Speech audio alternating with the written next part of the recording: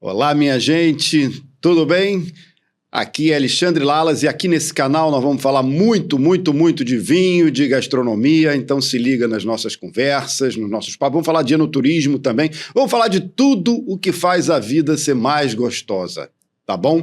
A gente começa esse papo hoje falando da Alvarinho. A Alvarinho é uma uva portuguesa e espanhola, ela está muito ali, tanto no norte de Portugal quanto na Espanha, na Galiza, mas ela acabou extrapolando as fronteiras desses dois lugares e se espalhou um pouquinho, primeiro por Portugal e mais recentemente pelo mundo inteiro.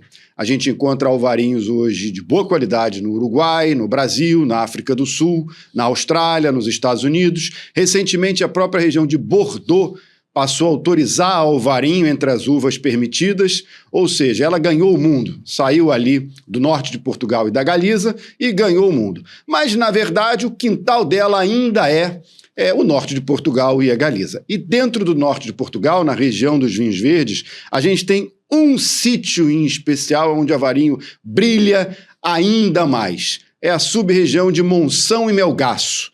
Nós hoje vamos falar muito dos alvarinhos dessa sub-região de Monção e Melgaço, da plasticidade, da versatilidade que o alvarinho dessa sub-região tem. E para conversar comigo eu trouxe uma especialista em harmonização, em alvarinho e em Portugal. Tita Moraes, uma das melhores sommeliers do Rio, que está aqui comigo hoje. Muito obrigado, Tita, por participar aqui desse nosso podcast. Maravilha, é um prazer imenso. E falar de alvarinho é também um prazer maravilhoso, porque é uma uva que tem uma importância muito grande para a gente enquanto profissional, enquanto consumidor. Preenche um espaço muito importante nas cartas de vinho, nas mesas, nas casas de quem hoje ama vinho, gosta de praticar esse exercício de degustação. Então tem muita coisa bacana para falar de alvarinho. Maravilha, Tita. A Tita, para quem não sabe, já trabalhou na Casa Flora há muitos anos, que é uma importadora, já há algum tempo passou para o lado da sommelierie propriamente dita, trabalhou no Esplanada Grill, trabalhou no Nido e agora ela está como consultora. Ela que vai dizer, aonde você está como consultora, Tita? Hoje eu trabalho como consultora de um grupo fantástico, que é a Cozinha Criativa. São proprietários de 5, 6 casas hoje no Rio de Janeiro. Uma casa portuguesa que chama... É o Bar de Santo Antônio. Obrigada. Ela não lembra onde ela mesmo trabalha. Mas a gente sabe, então a gente avisa. Uma casa maravilhosa que chama Bar de Santo Antônio. Conto com corte. Então, hoje eu estou dando uma atenção especial para uma casa que chama Maria o Boi, que é uma casa que trabalha com comida regional brasileira, mas que tem um espaço também para trabalhar com vinhos de outros países, não só vinhos nacionais. Então, a gente tem vinho português lá também, e a gente tem essa preocupação de entender quem são as principais uvas que hoje são comercializadas na nossa cidade, que despertam a curiosidade do nosso consumidor, do público que a gente recebe, do público que a gente quer alcançar. Então, alvarinho tem que estar presente. Ela é uma das opções, assim, essenciais quando a gente quer oferecer algo para além da Chardonnay, que é uma querida.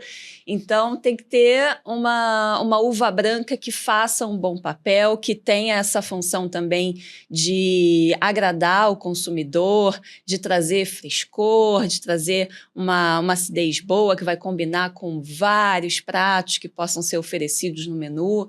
E a gente tem aí bastante coisa interessante para falar sobre harmonização, inclusive. Você já começou a falar das características da alvarinho, então eu vou até mencionar algumas. Primeiro, essa versatilidade dela, de você conseguir trabalhar ela na espumantização, ou seja, você pode fazer um grande espumante de alvarinho. Hoje em dia a gente tem alguns dos melhores espumantes da Península Ibérica sendo feitos lá em Monção e Melgaço com alvarinho. A gente pode trabalhar alvarinho sem passagem em madeira, valorizando bastante aquele lado da fruta, valorizando bastante aquele lado tropical que o alvarinho muitas vezes empresta ao vinho. A gente pode também passar ela por madeira, tanto fermentando quanto só estagiando, trabalhando ela, o que a gente ganha um pouquinho de cremosidade. Aí eu queria, Tita, que você dissesse o quanto essa versatilidade ou essas possibilidades todas ajudam um sommelier na hora de montar a carta. Muito bem, muito bem. Toda vez que a gente começa a pensar numa carta de vinhos, acho que um dos primeiros critérios São muitos, tá? Mas um dos primeiros critérios é o menu, o conceito da casa, o que a casa vai oferecer de comida, de ingredientes, se são ingredientes locais, se são ingredientes que vêm de lugares mais distantes, e o perfil daquela comida. Independente do tipo de restaurante, se é um restaurante de comida asiática, se é um restaurante de comida italiana, se é um restaurante de comida portuguesa, entre tantos, a gente sempre vai ter uma seção no menu que são as entradas. Então, a gente tende a pensar que precisa ter, sim, na carta, opções de vinho que tenham frescor, que tenham leveza, que tenham uma boa acidez, porque é muito comum que a gente encontre nessa seção de entradas, de petiscos, né? Aquelas opções de comida mais leve, que são, às vezes, uma fritura, um bolinho de bacalhau, um croquete, alguma coisa assim, um pãozinho com alguma coisa por cima.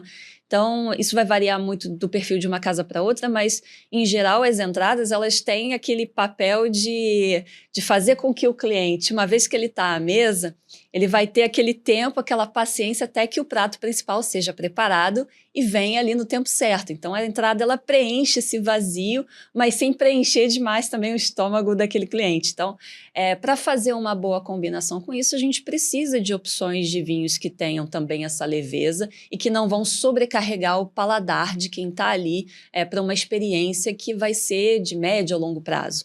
Então, a gente precisa, sim, desse espaço, para combinar com esse espaço no menu, ter na carta boas opções de vinho branco e também de vinhos tintos que vão ali complementar esse momento.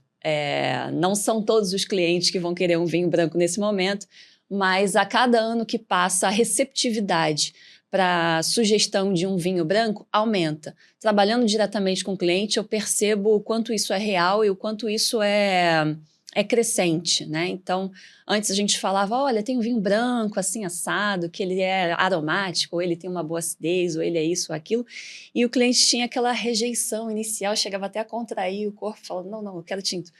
Mas hoje em dia, não só pelas condições climáticas que a gente tem na nossa cidade, não só pela combinação, pela informalidade que a gente tem no nosso dia a dia, mas também por entender, por compreender, por já ter tido uma experiência de provar bons vinhos brancos e estar ali aberto para uma experiência com vinho branco, a gente percebe que é muito mais fácil oferecer um vinho branco para o cliente e ele aceitar. E isso deixa a gente muito feliz, porque fazer uma carta onde você tenha bons vinhos brancos que vão performar bem, que vão vender, que vão girar e que vão agradar, receber ali um elogio, uma boa resenha, é motivo de alegria para o sommelier, para aquela pessoa que ajudou a montar a carta.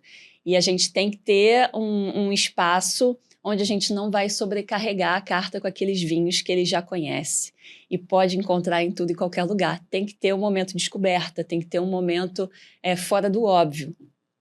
E um espaço importante que a Alvarinho ocupa é justamente nessa proposta, pelo menos aqui no Rio, pelo menos aqui no Brasil, estudando as cartas de vinho, estudando essa seção de vinhos brancos, a gente percebe que a presença da Alvarinho ali é um diferencial importante. A gente teve, durante um tempo, o brasileiro bebia muito vinho branco, tanto que aquele vinho da garrafa azul foi... Quando eu era novo, você, a Tita, não era nascida ainda, mas a gente tinha um vinho da garrafa azul, que era um vinho meio doce, que o Otávio Piva trouxe, ganhamos dinheiro com isso, e era uma porcaria, mas ajudou a formar uma série de bebedores de vinho, inclusive eu. Então, se bebia muito vinho branco, se bebia muito Chablis, inclusive, quando a Collor abriu as importações, depois os vinhos brancos começaram a cair. Mas, ainda assim, algumas uvas, elas sempre permaneceram populares, né? Especialmente o Chardonnay e o Sauvignon Blanc. Com o tempo, aparecia aqui ou ali, para quem conhecia os connoisseurs, né? Buscavam uma Viognier, buscavam uma Riesling, mas não saía muito disso. Você acha que a Alvarinho já conseguiu entrar nesse clube, já conseguiu romper esse monopólio de uvas francesas, né? Porque tanto a Chardonnay quanto a Riesling, é alemã também, mas, enfim, também é muito forte na França. Você acha que a Alvarinho já conseguiu romper hoje esse monopólio e se tornar uma uva popular para o brasileiro, ou ainda há um longo caminho a percorrer?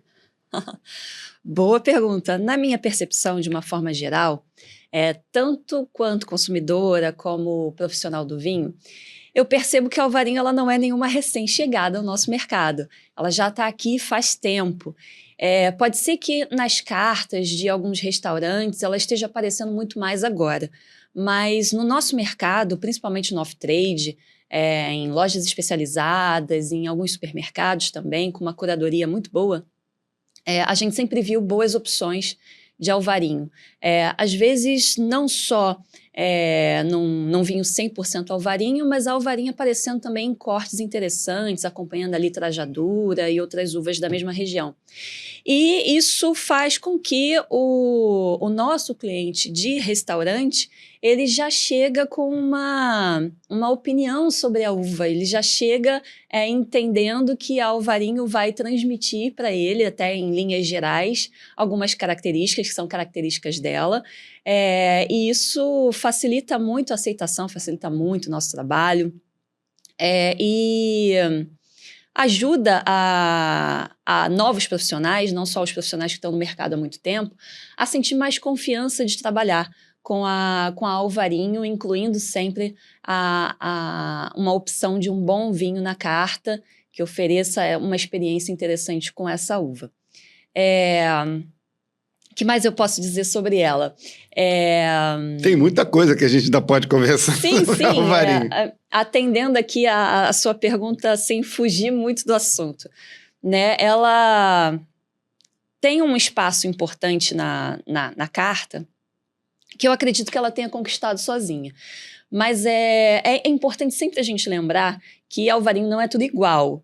Então, Sim, isso é importante. Eu percebo que existem algumas propostas, algumas casas, né, que têm cartas maiores, que têm pratos muito sofisticados, que vão buscar algumas opções de vinho, algumas opções de Alvarinho, que vão entregar para além daquilo que todo mundo sabe que ela já tem, que é aquela característica mais aromática, que é aquele frescor, aquela acidez que envolve o consumidor.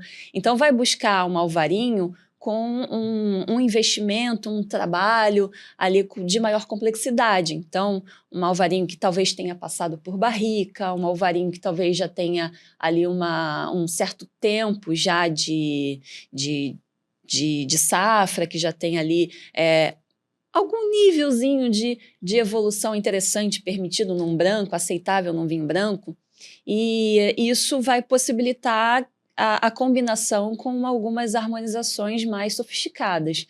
E aí você vai ter, como sommelier, né, como aquele profissional por trás do vinho, que fazer todo um papel de defensor dessa proposta da Alvarinho, fazendo aquela apresentação e tentando ali calibrar a expectativa do consumidor. É engraçado, a gente falou uma coisa que é fundamental, não é qualquer Alvarinho. Ou seja, a gente tem tipos diferentes e regiões diferentes. É óbvio que existe Alvarinho bom em tudo quanto é lugar. Hoje em dia você consegue fazer vinhos bons independente da fronteira. Mas é inegável que a grande região da Alvarinho, a região que projetou o Alvarinho, especialmente aqui no Brasil, e que é responsável por alguns dos melhores Alvarinhos do mundo, é diferente ali, é Monção e Melgaço. A gente tem aqui alguns produtores, são icônicos no Brasil, trabalham já o mercado brasileiro há muito tempo, o Anselmo, o Soalheiro, as cooperativas como a Provan, como a Adega de Monção, enfim, que fazem vinhos bastante populares aqui no Brasil, que são de Monção e Melgaço. Então, será que o brasileiro já tem consciência, o consumidor brasileiro médio, ele tem a consciência de que Monção e Melgaço vamos dizer assim, a casa da Alvarinho, ou é uma coisa ainda intuitiva? E replico também, amplio, na verdade, o leque para os sommeliers. Os sommeliers sabem, esse provavelmente um pouco mais, tem mais informação de vinho, ou ainda também é preciso educar mais os sommeliers para explicar exatamente a diferença do Alvarinho de Monção e Melgaço para o resto dos Alvarinhos?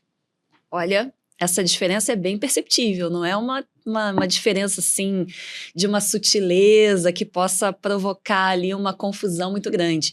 Então, para quem está ali sempre provando o vinho, buscando entender a origem, né, o local ali onde aquela uva é cultivada, tem características que você não consegue reproduzir em outras regiões do mundo. E os profissionais, eles conseguem perceber essa diferença com facilidade, e eu vejo também que isso funciona muito como um argumento de venda. Na hora que o sommelier ou aquela pessoa que está ali responsável pelos vinhos no atendimento em loja, ela vai valorizar e apresentar um rótulo para o cliente de alvarinho. Quando ele mostra que aquele alvarinho tem aquela procedência, ele traz até um jeito diferente de falar e de se posicionar para falar daquele vinho. É muito, muito interessante como eu vejo que os novos profissionais, eles têm essa consciência assim, de que é uma região que traz um alvarinho mais original, digamos assim, né? Com uma identidade mais forte. E isso se revela no vinho, quando você prova. Então, isso fica claro, desde que bem defendido, bem apresentado, fica muito claro para o consumidor, ainda que ele não seja muito experiente no assunto, não tem ali um curso, uma formação que vai dizer isso para ele em palavras, né, na parte teórica, mas na prática, o próprio consumidor, com a sua capacidade sensorial, consegue perceber que um alvarinho da sua região de origem, ele vai ter uma identidade ali bem marcante. A gente tem, como a gente falou no comecinho do papo, espumante de alvarinho, alvarinho sem madeira, alvarinho com curtimenta, alvarinho com madeira, alvarinho envelhecido, e a gente tem até um produtor que faz um alvarinho com um tiquinho de tinto para ele ganhar cor. Dá para fazer um jantar, você que é sommelier, um jantar de 4, 5 passos, só com alvarinho? Olha, eu nunca na minha vida pensei nisso, mas agora eu não consigo dispensar. Então, eu tive o privilégio de trabalhar numa casa portuguesa como consultora e trabalhei com 5 opções de alvarinho na carta. E ficou bem pontuado ali para mim, para a equipe que trabalhava na casa, para os garçons e para os clientes que frequentavam, né? Que cada alvarinho ali tinha um perfil sensorial diferente, embora nem todos fossem da mesma região, e tinha um perfil de valor diferente, preço diferente e possibilidade de harmonização diferente. Então, eu entendia que tinha ali algumas opções que eram mais a cara daquele cliente que estava saindo da praia, que queria algo refrescante, não estava muito afim de ficar percebendo a diferença de fruta branca e fruta amarela, ele não queria saber isso. Ele queria um vinho que atendesse a necessidade dele de refrescar o corpo e relaxar. Então, ali a gente tinha algumas opções bem acessíveis de alvarinho que cumpriam muito bem esse papel e que agradavam muito bem esse cliente. Então, a casa ficava ali próxima à praia, então tinha ali um determinado horário que a gente pegava esse cliente que estava voltando da praia, ou passeando com o pet, passeando com o cachorro, sentava ali do lado de fora na varanda, queria alguma coisa rápida e tinha ali para ele uma taça de um bom alvarinho que cumpria muito bem esse papel. Da mesma forma, a gente tinha aquele mesmo cliente de um outro dia, de um outro horário, um outro momento, que vinha super bem vestido, bem arrumado, de repente numa data de ocasião para comemorar alguma coisa, um aniversário de casamento ou uma promoção no trabalho. Então, ele não queria aquele alvarinho mais simples, ele queria um alvarinho que tivesse ali uma complexidade, que fosse fora do óbvio, que pudesse mostrar para ele alguma coisa que talvez ele nunca tivesse percebido no alvarinho do dia a dia.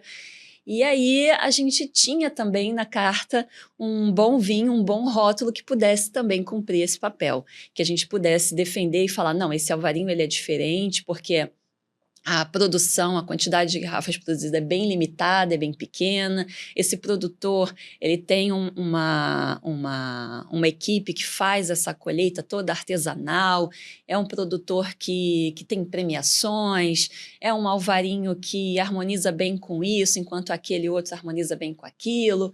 E aí a gente vai fazendo aquele papel de defensor, o arauto daquele rótulo, daquela carta, e aí você vai apresentando as possibilidades e vai alinhando também a expectativa, entendendo o que ele busca naquele vinho, naquele alvarinho, naquele momento, para você entregar algo que vai atender em cheio aquela necessidade e, de preferência, surpreender a expectativa, né? Porque esse é o papel também do profissional, não entregar só aquilo que o cliente quer, mas também ter a oportunidade de surpreender o cliente com aquilo que ele nem sabia que queria, acabou descobrindo, ficou super feliz.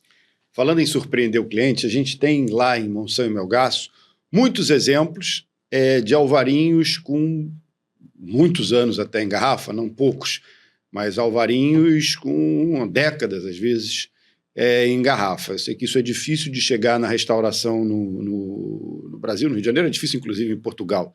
Mas o fato é que há alguns vinhos desses, com anos em garrafa, com 10 é mais difícil, mas com alguns aninhos a gente até encontra aqui no Brasil. E a gente sabe, por outro lado, que o consumidor brasileiro tem um certo preconceito com vinhos brancos mais velhos. Como comunicar para o consumidor, como um sommelier faz, por exemplo, para sugerir a um consumidor que tenha um pouquinho mais de curiosidade, um alvarinho de Monção e Melgaço, por exemplo, com 5, 6 anos. É fácil esse trabalho? Há resistência? Como é que você costuma fazer quando você tem um vinho desse na mão, na hora de vendê-lo? É uma pergunta interessante. Bom, e aí eu fico feliz de não ter trabalhado só em restaurante, ter trabalhado também em lojas, no e-commerce. E eu percebi que para quem faz a carta em restaurante hoje, é um pouco mais difícil você conseguir boas opções de alvarinho com mais tempo. Não tem, eu diria que as principais importadoras hoje, que são fornecedoras do alvarinho hoje no Rio de Janeiro, São Paulo, Espírito Santo, Curitiba e tal, tem uma facilidade maior de trabalhar com vinhos mais frescos, até porque eles fazem estoque para durar muito tempo, né, até que esse vinho esteja completamente no mercado sendo vendido. Então, o que vai acontecer é que as importadoras elas vão dando prioridade aos vinhos que estão mais antigos, que são mais antigos, para que sejam vendidos logo. Quem comprou, comprou. E quem não comprou vai ter muita dificuldade de comprar esses vinhos mais antigos, porque vai ter uma oferta maior de vinhos mais jovens. Então, para quem trabalha em loja e e-commerce, que consegue comprar um volume maior de vinhos para estocar e oferecer com calma para o consumidor final, vai ter uma vantagem maior nisso. Mas o restaurante, ele não tem um estoque tão grande, não é tão significativo, então ele vai comprando conforme a demanda. Então vai chegar num determinado momento que ele vai conseguir comprar, sim, alguns vinhos mais antigos, mas passado algum tempo, ele não vai ter mais a mesma possibilidade, ele vai ter que ir substituindo as safras ali e vai acabar oferecendo para o consumidor final aquilo que está mais jovem. Então, o restaurante ele tem essa dificuldade em comparado aos outros pontos de venda. Você acha que se, por exemplo, a gente conseguisse fazer mais verticais de alvarinhos ali, por exemplo, ou seja, quem tem um estoque grande, por exemplo, ou seja, uma Soalheiro, um Anselmo, ou uma das cooperativas que eu mencionei, ou de Monção, ou Provence, sei lá, ou qualquer outro produtor. A gente fazendo verticais, a gente abre mais o leque, né? A gente educa mais o consumidor, mostrando a possibilidade, a longevidade que esses vinhos têm, até onde eles aguentam. Sem dúvida, sem dúvida. Existe ali um certo cuidado, eu não vou dizer que é um desprezo, mas existe um certo cuidado por parte tanto de quem consome como de quem trabalha com vinhos hoje, na hora de selecionar vinhos mais antigos. existe uma preocupação muito grande, existe uma resistência muito grande do consumidor. Não sei de onde partiu isso, mas muita gente hoje que gosta de vinho, que se diz abertamente amante de vinhos, quando vai escolher um vinho branco, tende a dizer, olha, se ele não tiver ali até 3 anos de idade, não presta. Então, isso magoa muito. Mas isso talvez não seja porque, na verdade, a maioria dos vinhos brancos, depois de 3 anos, estão lá, já foram para o outro lado? Exatamente. Faz sentido com uma grande, esmagadora parte de vinhos brancos. Mas na hora que a gente vai falar de exceção, fica comprometido o diálogo, porque já ficou ali essa crença muito forte, ela faz sentido, mas ela não se aplica a todos os vinhos. Claro. Né? A gente tem borgonhas brancos que envelhecem muito bem, Rieslings que envelhecem muito bem. Aliás, é engraçado, se a gente pensar no Riesling, que é um vinho que as pessoas, especialmente as pessoas que conhecem um pouco mais de vinho, sabem que tem capacidade de envelhecimento longa, a curva de envelhecimento do Alvarinho é muito parecida com a da Riesling. Inclusive, alguns aromas que o Riesling desenvolve, alguns dos terciários do Riesling, a flor de laranjeira, o mel, que são tão gostosos e são tão apreciados quando eles aparecem nesses Rieslings velhos, aparecem também bastante na Alvarinho, quando ela envelhece. Na Alvarinho, especialmente a Alvarinho ali de Monção e Melgaço, traz muito não traz o petrolado, né? Mais difícil a gente encontrar esse petrolado, essa querosene que a gente tem tanto na Riesling, não aparece tanto na Alvarinho. Mas essa flor de laranjeira e o mel são clássicos, aquele fruto seco, são clássicos do Alvarinho de Monção e Melgaço com alguns anos de garrafa. Se a gente abre uma garrafa dessas para um cara que gosta de Riesling, será que ele não vira um fã do Alvarinho? Boa, aí a gente volta numa das primeiras questões, e esse é um ponto importante, porque isso precisa ser dito, isso precisa ser comunicado. Então, eu diria que nem todo consumidor sabe que se ele tiver a oportunidade de abrir uma garrafa de Alvarinho com um certo tempo de estrada, ele pode encontrar esses aromas.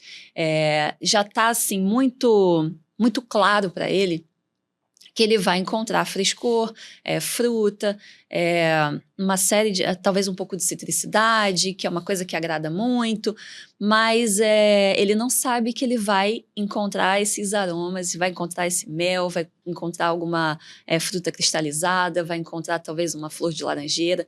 Isso não está tão claro e tão comunicado como talvez deveria ser. Isso é bom, isso é bom. Agora, Tita, eu vou fazer um ping-pong com você. Eu vou te dar uns pratos, na minha cabeça, não preparei nada, vai ser tudo no improviso, e você vai ter que, assim, de sopetão, me dizer um Alvarinho, não precisa ser do produtor, mas um tipo de Alvarinho, de Monção e Melgaço, que iria com ele, tá bom? Você então, vai acabar comigo Ostras. Vamos sim. Nossa... Eu tenho que me preparar para responder isso, porque é tanto Alvarinho, tanta possibilidade. Pode pegar dos espumantes até as bagaceiras, até as aguardentes de Alvarinho, o que você quiser. Muito bem. Ok. Vamos lá. E se não der para harmonizar, também fala, isso não vai ficar bom com o Alvarinho. Não, claro que a ostra vai ficar muito bem com o Alvarinho. Queria até, inclusive, dar uma olhada na carta que a gente fez do restaurante português para entender hoje quais são os vinhos que a gente trabalha, que são... não precisa dizer o produtor, não. Pode só dizer um Alvarinho sem madeira, Alvarinho mais novo, Alvarinho espumante, Alvarinho sei lá o quê. O Alvarinho espumante que às vezes passa batido na percepção do consumidor, mas que tem uma qualidade incrível, vai funcionar muito bem, não vai deixar a desejar em nenhum ponto.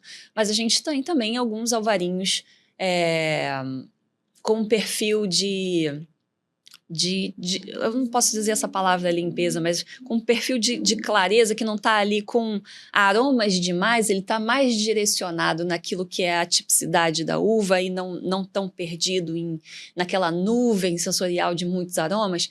Esses, assim, eu diria que ficariam fantásticos com ostra. Ceviche. Uau! Aí ceviche é legal porque eu falei agora há pouco daquele consumidor despretensioso que chega da praia, senta do lado de fora na varanda, fica fazendo carinho no cachorro.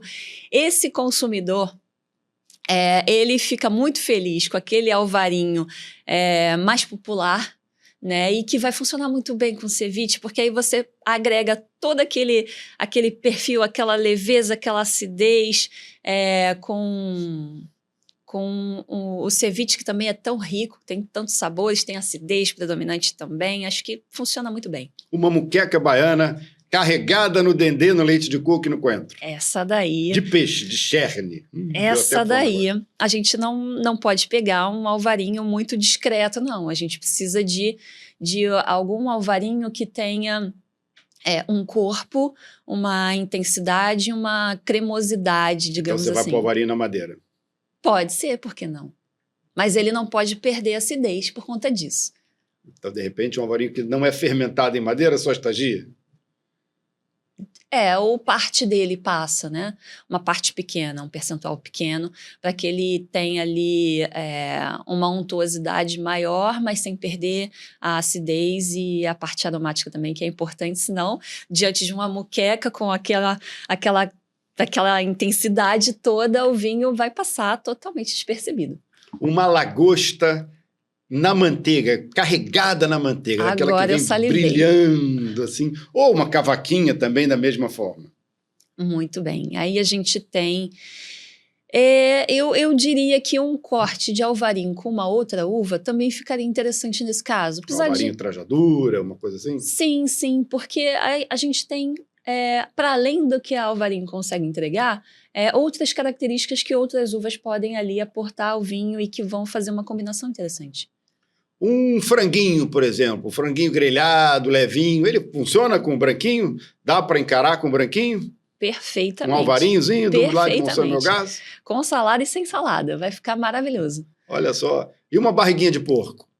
Muito bem. Olha, daquelas que a gente pega no botequim. Eu aqui mentalmente, já vi vários clientes e profissionais torcerem o nariz para uma harmonização com barriguinha de porco. Mas o espumante, eu acho que o espumante ficaria fantástico. Olha que maravilha, já estamos aqui quase com um cardápio inteiro, com alvarinhos que a Tita já está destrinchando aí as possibilidades. Um camarão com chuchu. Nossa. Adoro camarão com chuchu. Camarão a Roberta com chuchu. Sudbrack faz um camarão com chuchu. Pensei na Roberta no ar. Sensacional. É impossível você não pensar na Roberta quando a gente pensa nesses pratos assim. Bom, então, camarão com chuchu. Um beijo, Roberta. Ídola. O camarão com chuchu, muito bom. É um prato, assim, de texturas, de sabores, tem uma fluidez também no prato. Eu acredito que com esse prato a gente consegue harmonizar, assim, um alvarinho intermediário. Não seria um alvarinho de excessiva complexidade, mas aquele muito leve, muito popular, muito supermercado também, eu não combinaria com o camarão com chuchu. Então, a gente precisa... com algumas camadas a mais de com algumas sabores camadas, e com sensações. uma produção mais controlada, algo assim mais cuidadoso, um volume de produção menorzinho, né? Então, acho que funciona assim. Você falou na Roberta, tem outro prato da Roberta que eu sou maluco, que é o empadão de frango dela. O empadão de frango dela é o melhor empadão de frango do mundo. E o empadão de frango, vai com o alvarinho? O empadão de frango, a gente precisa pensar nas camadas do empadão de frango. Pois é, são muitas camadas. Não vamos... Ainda mais da Roberta, que é todo molhadinho, cheio de coisas ali. Exatamente, ninguém deve depreciar um bom empadão de frango. Parece, no primeiro momento, um prato simples. Eu, na minha adolescência, no meu ensino médio, comi muito empadão de frango na esquina da escola, que para mim era quase um almoço. E pensando no empadão, não de uma forma muito gourmet, mas na sua camada de texturas, sabores, intensidade, você tem aquela massa ali que se deposita na boca, e se você não tomar um certo cuidado e o vinho for leve demais, vai parecer que você está bebendo água, e a gente precisa, sim, de um alvarinho também intermediário com um pouquinho mais de corpo. Ele vai continuar tendo aquela acidez, ele vai continuar tendo aquele frescor, ele vai continuar aromático, precisa ser aromático, até para complementar ali o que o frango já traz, o molho já traz, a massa, e não pode ser leve demais. Leve demais, acho que não vai dar certo. Maravilha. Sushi! Muito bom. Aliás, nas cartas de restaurantes asiáticos, a alvarinho reina, né? Então, a gente tem ali a preocupação de muitos profissionais que hoje fazem essas cartas de ter um alvarinho presente, 2, às vezes até 3 diferentes, para combinar bem com o peixe cru, e que vai ter toda aquela gordura, aquela textura muito característica. Então, a gente pode brincar com combinações de alvarinho. Aí você tem uma régua muito ampla de combinação. Aí a gente consegue, para todos os bolsos, para todos os gostos e estilos, você consegue trabalhar uma boa harmonização, desde o mais simples, com menos camadas, até aqueles outros mais bem elaborados, a gente consegue combinar bem. Para não deixar a galera vegana na mão, um curry de cogumelo caprichado no gengibre. Maravilhoso também. Muito bem. A gente tem aqui um leite de coco, talvez? Tem, claro. Tem que ter um leite de coco, tem um curryzinho vermelho, uma pastazinha de curry vermelho. Uma pimenta. Tem que sempre ter. Essa pastazinha é quentinha. Muito bem. Vamos lá. Pimenta causa susto em muito sommelier, em muito profissional que está montando ali uma harmonização, porque dependendo de como essa pimenta ela vai chegar no paladar do cliente, ela pode roubar totalmente a cena. Então, há de se ter uma preocupação ali na hora de fazer e sugerir uma harmonização para que a gente consiga perceber o vinho e não deixe o vinho em desvantagem em relação a tanta intensidade, tanto sabor. O gengibre já é muito picante também, né? Que a comida vai oferecer. A gente fala de comida vegana, parece que o prato é sempre salado, é sempre leve, mas não, existe tantas possibilidades de você oferecer uma boa comida vegana ali com sabor, com riqueza de sabor, de intensidade, com proteína. Exatamente, exatamente. E esse prato, ele tem ali muitos ingredientes interessantes. Eu não posso deixar de falar do leite de coco, da pimenta, da pasta de curry. Da pasta de curry. E do gengibre. Será que vai um coentro também? Olha, aí vai o gosto do cliente, mas um gengibre com toda certeza tem que ir. Eu consigo pensar no alvarinho, sim. Talvez a gente saia um pouco daquele alvarinho que é... Um alvarinho de curtimenta, talvez? Eu diria. Vai ficar interessante, sim. Aí a gente laranja, né? Um alvarinho laranja. Não é comum, é até difícil, mas ficaria interessante, sim, porque ele tem um perfil bem diferente e eu acho que ele consegue brigar bem com esses outros sabores. Então vamos continuar. Claro, ainda mais você já trabalhou, passou por restaurante português, um bacalhau, um belo bacalhau. Eu não gosto de bacalhau com tinto. Bacalhau com tinto metaliza, então eu sou sempre um fã de bacalhau com branco. No caso do bacalhau, você iria para um alvarinho lá de Monção e Melgaço com madeira, sem madeira ou com parte apenas em madeira? Como é que você ia buscar? Bacalhau. Como é que é esse bacalhau? Se é um bolinho de bacalhau... Não, um bacalhau de verdade. Pode ser um Gomes de sal, um bacalhau à lagareira, pode ser uma coisa assim. Muito bem. Um bacalhau de encher o prato e os olhos. De encher o prato, os olhos e a pança. Então, a gente consegue trabalhar assim com parte em madeira. Acho legal, acho interessante. Não é o bacalhau, ele nunca... Um bacalhau delicado demais, você desclassifica o bacalhau. Ele precisa reinar ali naquela preparação, ainda que seja uma preparação mais modesta, mas uma vez que você utiliza o bacalhau ele tem que ser o centro ali da cena, ele tem que ser o protagonista.